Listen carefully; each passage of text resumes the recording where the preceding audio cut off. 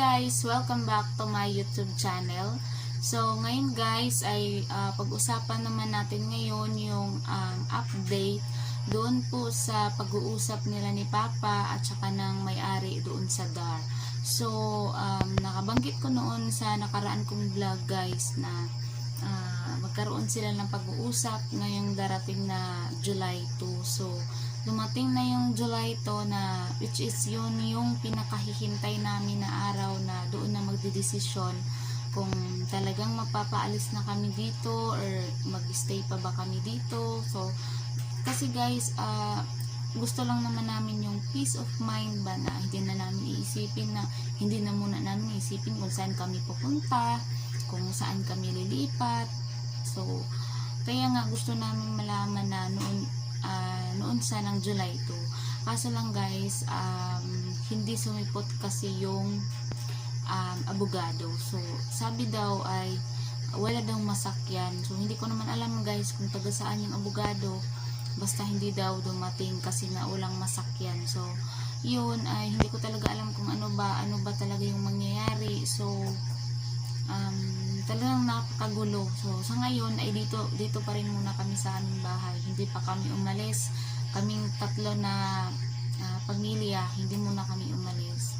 Yung kapatid ko lang, yun nga, yung nasabi ko na din yung sa nakaraang vlog na sinira na niya yung kanyang parang kusina para mabilis na lang kapag sana nalaman na namin yung desisyon noong July 2.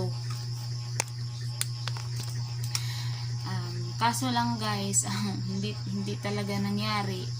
So, walang nangyaring pag-uusap. So, sa susunod na lang daw na Martes. So, i-update ko na lang kayo guys kung anong mangyayari. Kung aalis na ba talaga kami.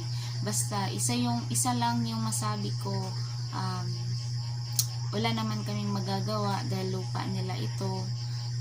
Basta-basta na lang din kami nagtirik ng bahay na hindi namin sinabi na hindi kami nagpaalam sa may-ari talaga sa anak ng may-ari. No? So, yun, wala na kaming magagawa. So, aalis na lang kami sa time na talagang papaalisin na kami. And meron naman kaming malilipatan guys.